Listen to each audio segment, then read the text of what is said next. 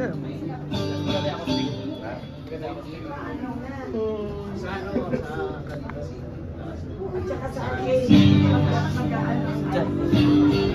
mo nga. Haluin mo nga, Kimon. Puro patayo yung ano ko kapon eh.